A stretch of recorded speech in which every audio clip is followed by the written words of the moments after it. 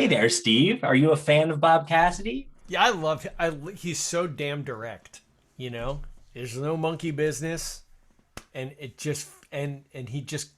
The other thing, I don't know if saying he commands the stage is not really what I want to say, but he's definitely in charge of the whole situation.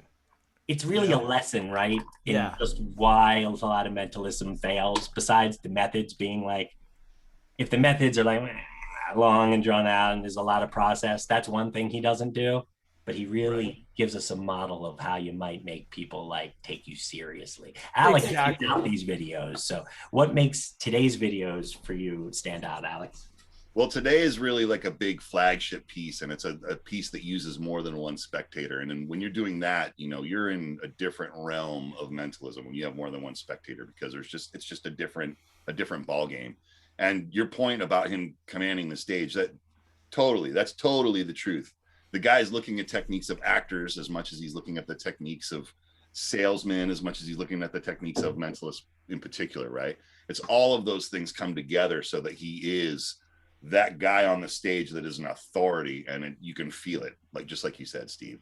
And this routine has a little bit of it all, right? He starts out with an introduction where it starts with like a little bit of card magic, and then it sort of uses that as a springboard to go into real heavy mind reading. It's pretty wonderful little bit here we're going to be watching today. So keep this in mind as we get going. Alex and I once went to a concert in Santa Barbara, last day of the rock and roll tour.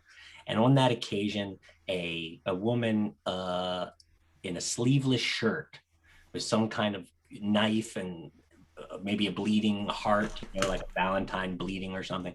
Anyway, this was a woman with hard arms, a tough woman, and she threatened to cut us before the show started. Now, you may ask, what does that have to do with this? Well, I've been told along the way that Bob Cassidy also, in addition to studying those salesmen and actors and performers, also knew the importance of working for tough crowds. So I feel like whenever I see Bob Cassidy doing mentalism, I think when that lady tried to cut Alex and I, ultimately we made great friends. And one day you'll meet her. We have a lovely child. She's a wonderful girl. But it was just a bumpy start. But on that day, I thought, this is the kind of lady Bob Cassidy could work for. It's not where I thought that story was going. I thought you were going to say, and that was Bob Cassidy's wife. In which case she would have said, I will cut you. I will cut you. 8:33 p.m. Saturday night with the hammer. What a confabulous story. Let's fire it up. Let's do this. Let's do it. We've got CC on the control room making it happen. CCE, as I call him. We got to get sound too.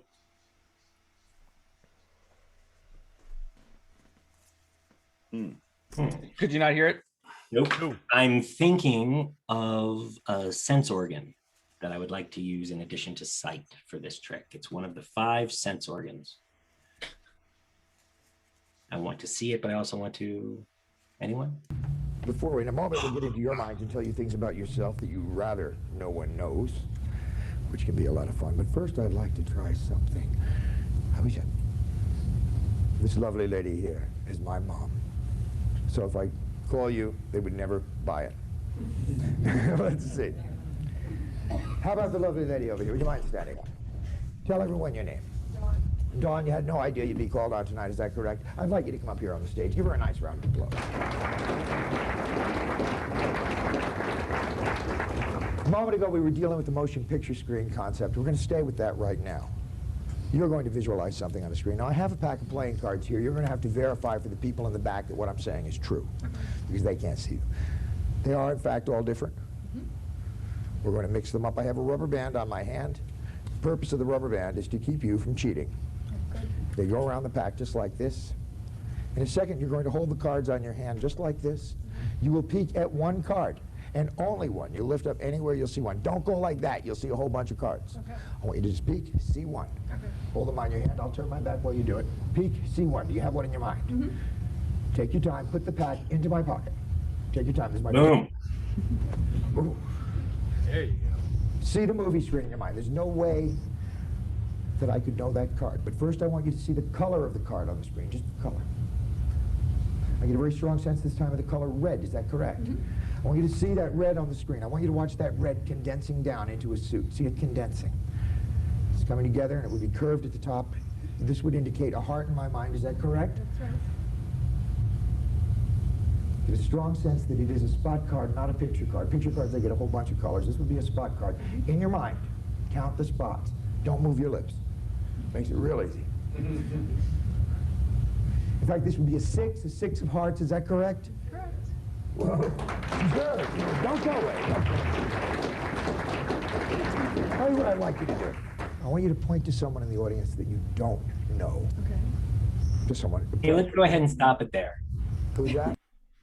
That was the preview you were talking about, Alex, right? That Right. opt-out deck revelation that he did Yeah, right there. he brought Dawn up onto the stage and was able to engage her in a very brief mind read, and now she's on stage and we're launching into the main routine. Right, it's a great device just to have something quick happen with a nice reaction, so that now the stage is set and he can move into the actual mind reading proper.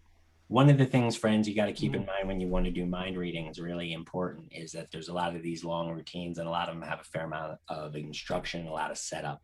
So looking for ways to get moments of impact so that your sort of effects and moments per minute is a little metric that we like to keep in mind on stage. You can feel like nothing happens for a long time if you're not careful. So Cassidy's making sure that doesn't happen. One thing to keep in mind, and I could just see it right here, and it brought it back to me, thought it's worth sharing with you. It's very easy because magicians wear suits, mind readers wear suits often on stage. Watch his physicality. This was brought up when Alex was mentioning earlier that he was a student of acting and things. You can really see and you really feel it when you're performing mentalism. You know, you're not just speaking up there. You have to put your body into it. You know, you have to really act it out. Is another thing. Seeing Max Maven and feeling like he was physically pulling thoughts from people's minds, and it's easy to get hung up in the pencils and the papers. But watch his physicality, because he's really moving through everything he's doing in a way that really helps to convey what he's saying. There's a process that's happening, right? There's things that are happening as he's gaining information, and as you're, you know, to your point, as Max says about it, there should be some process. There should be some way that you're getting the information, even though you're not saying it out loud. You know, there should be something, like maybe you smell something or you hear something or something happens in your mind. Now I have another piece of information.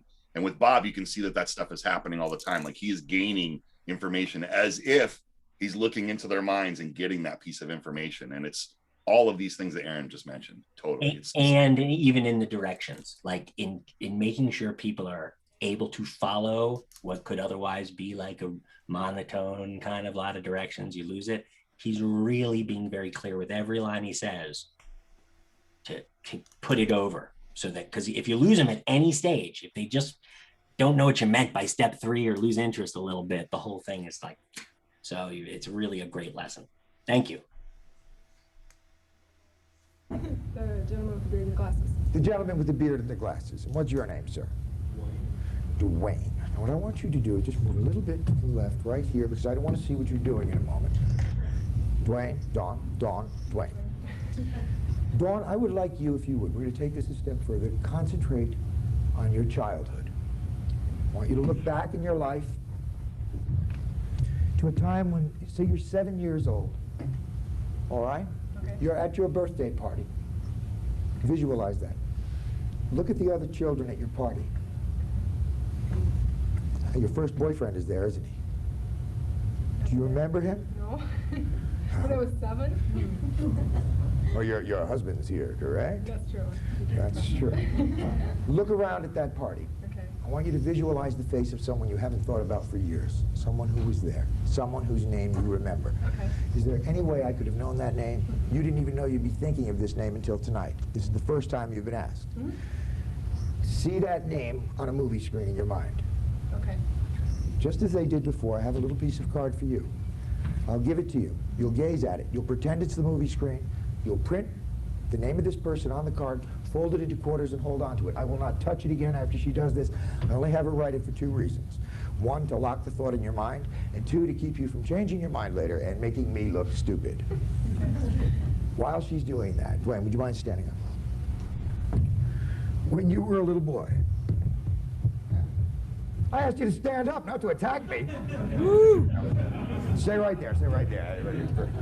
Stay right there. Well, they come charging. I'll cut you. Come on, Dwayne. Did you? He really needed some blue tape on the Pet floor. of some kind when you were young. Yes. They know what's coming here. It was a dog, wasn't it? In fact, it was a female dog, am I right? I knew it was going to be a bitch when you attacked me like that a second ago. Would I be correct in saying, having never prepared anything with you, that this animal is now dead? Thank you. In fact, Dwayne, you killed it, didn't you? He wouldn't admit that anyway. Backing up the car, you know. No. Yes or no, Dwayne, do you remember the name of your dead pet? Yes. I have the pencil, please. You hold on to the card. Dwayne, I'd like you to do the same thing. I have the card for you. The reason I want you to stand there is so I can't see what you're doing. But just take the card and the pencil, print the name of your dead pet there, fold it up, hold on to it. You're done? You're done? Hold your folded card up to the light. Make sure you can't see through it. All right? I want you to slide it down into the envelope. I will not touch it. Just shove it right in there, and please stick out your tongue. Ooh. Turn this way so the camera can catch the action. Yes, indeed. Are you finished? Squeeze it until it sticks shut. I have an envelope for you. You'll do the same thing. Slide it inside, lick the flap shut. Just do it by yourself.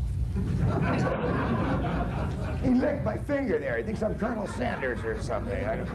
If you stand just back a little bit, I want you out of the line of the camera. Let's see. I need someone who is artistic. Not autistic, artistic. This young lady right here, would you mind standing up? And tell everyone your name. Terry. Terry, I want you to see the movie screen in your mind. But imagine you have a paintbrush in your hand. You're running up to that screen and you're painting a picture on the screen. Now you can paint a picture of anything in the world. 2 qualifications though. It must be something you can draw rather quickly. We have some time limits here, say within 30 seconds. And something we will all recognize. I've had people draw aerial views of the 18th green at the Pebble Beach golf course. I've had interior views looking up of the Eiffel Tower. You never know what they are. And third, keep it clean, all right? You know what they drew last year. I have a piece of card for you as well. You do the same thing they did. You'll open it up. You'll gaze at it. You'll draw your picture. When you're done, you'll fold it up just like this, seal it down into the envelope, and hold on to it. There's your card and envelope. And here is a pencil for you. Just move back a little bit so I can't possibly see what you're doing. Yours is sealed. Hold it up to the light. Yours is sealed. Hold it up to the light. You cannot possibly read what's inside. Is that correct? Good. I need someone who is relatively honest. Yeah, Pascal, right. This gentleman here will do. You can stay right there. You will be our judge this evening. May I have your envelope, please, Don? Yours all done, Dwayne? And how are we doing over there, Terry?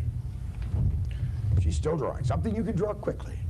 Something we will all recognize. Here she is. Oh, you do that nicely. Good. May I have the envelope, please? You can just take your seat for a moment. We'll get back to you in a second. And our judge, your name, sir? Jim. Jim, I want you to hold the envelopes, make sure they are sealed. I don't want to touch them. I have not touched these cards at any time. They are sealed and numbered, sir. Good. Concentrate on this person from your childhood. This would be, I'm not sure. I believe it's a girl, isn't it? But it's the kind of name could also be a boy's name, couldn't it? See it in your mind. In fact, I'm getting a sense of a very unusual spelling here. When is the last time you thought about this person? 10 years ago. 10 years ago.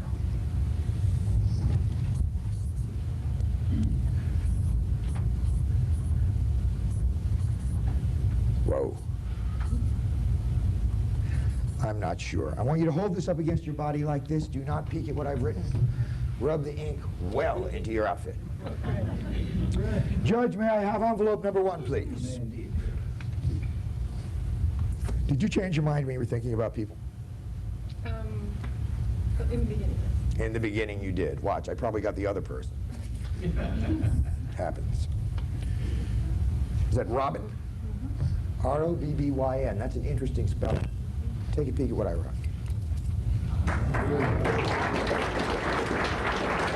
Robin, how about a nice round of applause for Dawn? Thank you very much.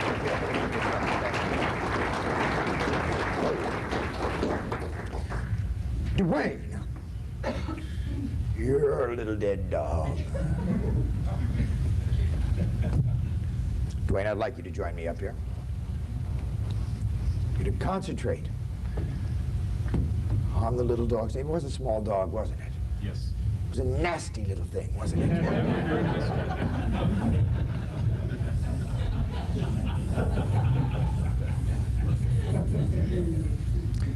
I'm not sure. I'm really not sure. Spot. Hold this up against your body. Don't peek at it until I ask you to. And judge, may I have envelope number 2, please? Thank you. You also had a goldfish, didn't you? Guess what he did with a goldfish? Ginger, how sweet. Take a peek. Show them what I wrote. Ginger the dog, thank you very much. Terry, you have in mind a picture of anything in the world, and you strike me as the type of person that likes to do things differently. Would you mind standing up? I'd like you to retrieve your envelope and join me on the stage. Give her the envelope. Come right up here. Crumple the envelope up into a ball. Put it in my pocket. I don't want to touch it. I'll give you the pad. Toss the pencil on the table. Here's a magic marker for you. In a moment, you're going to draw the same picture, only much bigger. Don't start yet because I'm looking. Makes it very easy. I will face this wall. You will face that wall. You'll notice there are no mirrors over here. There's no way I can see behind me. I face this way, you face that way. I want you to back up into me. Bump right into me. Back. Oh, yes, yes, yes. This is a psychic connection. Yes, I feel the force starting to flow through me now. I want you to gaze at that pad. I need to know one thing, Terry. Are we going to do this horizontally or vertically? The drawing. I like this. I like this. Like that. Horizontally. Yes. I love psychic entertainment. When I say go, I want you to draw the same thing, but bigger so everyone can see. Hold it close to your body so they can't see what you're drawing. Ready? Begin. Oh, yes, simple picture. It's got several parts to it. Okay. I've started. Oh, this is going to be wonderful. This is not simple. Something there. I don't know what color that. Something up there. Are you done? I guess I am too. Hold it up against your body and face the front. Toss your marker onto the table. A lot of times people think that I'll look at yours and somehow change mine. So before we go any further, I'd like to exchange pads with you. Don't peek. Hold it up against your body. I am holding yours, and you are holding mine. Don't peek. Oh, this is fascinating.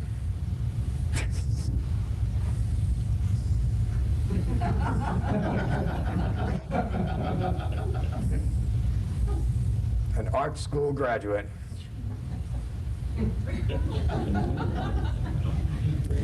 This appears to be a table of some kind, and this would be a hat with a pom-pom. Will you tell us what it is, please? It's supposed to be a vase. It's supposed to be a vase, partly colored in with one flower. Now, I know you say, why everyone draws that. Take a peek at what I drew. Don't show them just yet. She could have drawn anything in the world, correct, Terry? You had no idea what you were going to draw. I didn't tell you what to draw. This thought was in your mind. It's not exactly the same. Well, I have an extra flower. But I think it's pretty close, don't you?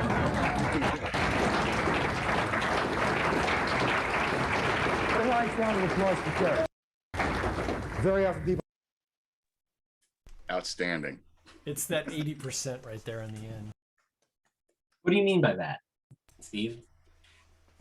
Well, I don't know if it's a saying in mentalism or what, but you really, for mentalism to be really good, you can only be 80% right.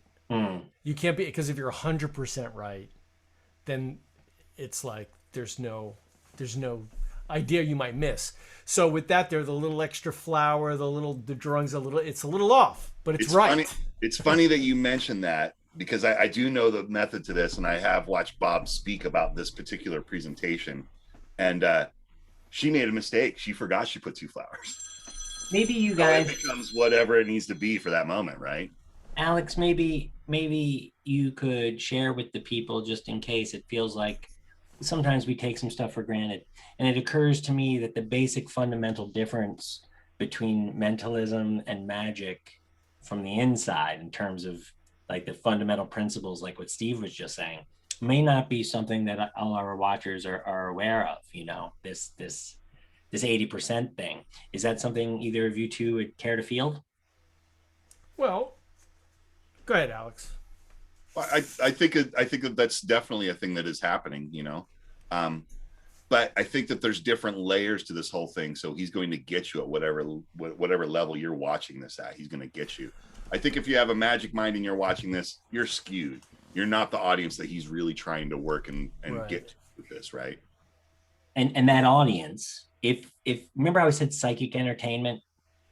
We talked about him being one of the creators of the PEA, the Psychic Entertainers Association. And the very idea of it was not to let in magicians or people who do mental magic, right? And the idea being is that there's certain things that really denote mentalism. And one of those things is that it's meant to really play like they're really doing it. So a magician, in theory, we magicians, I'm just doing a trick. It's all a bit of fun. It may feel real in the moment, but really we're just here to show you some illusions. Whereas a mentalist, a real psychic entertainer, wants you to believe this stuff, wants you to believe they're really doing it. And then once you get into that universe, they have arguments about what's ethically cool and what's not ethically cool. He even argues that today's mentalists are a little bit weak compared to the mentalist of yesteryear, because mentalists before went on stage and claimed, I'm reading minds, and now these guys go on stage and they say, through a bunch of psychological things that I've done and noticing people's habits, I've learned how to discern this little bit of information, sort of taking the sting out of I'm reading your mind. And I think when you're at that level of reading a mind and you say that's what I'm going to do, that's a much more bold claim, and it's much more difficult to prove. And when it hits, it's a much more bigger impact, right? You're just you're blowing them out of the water, so to speak, when that happens, when you really nail it with a mind read. And it's the crux of where their ethical disagreements come from, because that's exactly right. The problem becomes when you start to really sell it that, just to give it to y'all as briefly as I can, once you start to play it that straight, you're only one little hash mark away from a person who collects a person's life savings to do surgery, and then, you know, pulls a chicken gizzard out of a fake finger. And you know, the people who really prey on people with the psychic entertainment, you know, are really, there's a line there somewhere, and everyone who's very serious about psychic entertainment will stand somewhere on that line. And like Alex is saying, in the old times they didn't have those qualms. If you were a charlatan, they'd get up on stage and they would charlatan you, and they might take a few extra grand or your life savings to put you in touch with your dead relative. Dunninger, you know, the old style mind reading was a lot of Q&A, right? The whole second half of the show was like Karnak, right? With sealed envelopes and getting up and answering questions. And a lot of the famous mentalism acts, that's how they close their show, is with a Q&A, right? And that's Alexander the Man knows that's how he closed his show. And that's the core of an old classical mind reading act. The first time I ever saw mentalism, right, like a mentalist, he closed with a Q&A. And I was shocked at what a Q&A actually is. People write, ask for help or write questions, and the mentalist rather, answers those questions, gives that advice, whatever it is. What do you think I should do? I feel you should take the job. I mean, I cannot imagine anyone people have to following that understand, advice, but it's still creepy. What? People have to understand. Think about what's happening there. We're dealing with people writing a question on a piece of paper and putting it in a sealed envelope. Now, you could magically, using the same techniques, you could tell them what they asked. That's a lot of what we were seeing yesterday with people writing on papers is information you couldn't know, burned. I couldn't know, and yet I know. But this goes a step further. You see, this is readings. These are psychic readings. And then the question you asked, which you couldn't possibly know what question I asked, who asked the question you're reading, you pull an envelope out of the thing. You don't say the question. You don't go, it's by taking it a few steps removed from the method and the secret, right? You're actually doing a full-blown psychic reading based on a question you couldn't possibly know.